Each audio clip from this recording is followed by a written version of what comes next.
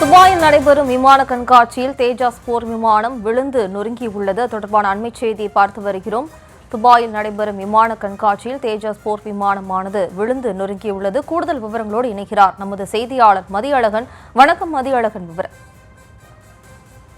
ஐக்கிய அரபு அமீரகத்தினுடைய துபாயில் விமான கண்காட்சி நடைபெற்று வருகிறது.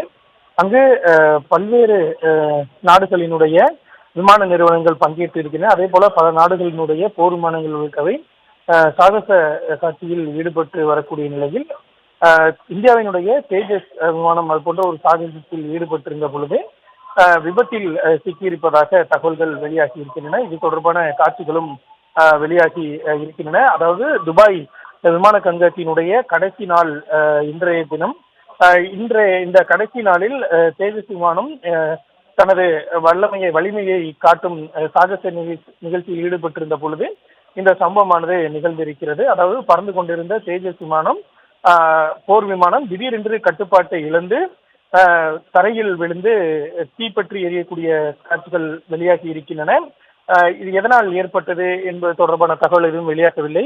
தொழில்நுட்ப கோளாறு ஏதேனும் ஏற்பட்டதா என்ற தகவல் எதுவும் உடனடியாக வெளியாகவில்லை. அதே போல போர் விமானத்தில் இருந்த விமானியினுடைய நிலை என்ன என்பது குறித்தும் தற்பொழுது வரை தகவல் எதுவும் வெளியாகவில்லை. ஒருவேளை இது போன்று கீழே விழப்போகும் நிலையில் அவர் பாராசூட் மூலம் தப்பித்தாரா அல்லது அவரினுடைய நிலை என்ன என்பதும் தற்பொழுது வரை உறுதி செய்ய முடியாத நிலையில் இருக்கிறது. இது தொடர்பாக விசாரணை நடைபெற்று வருவதாகவும் தகவல்கள் தெரிவிக்கின்றன.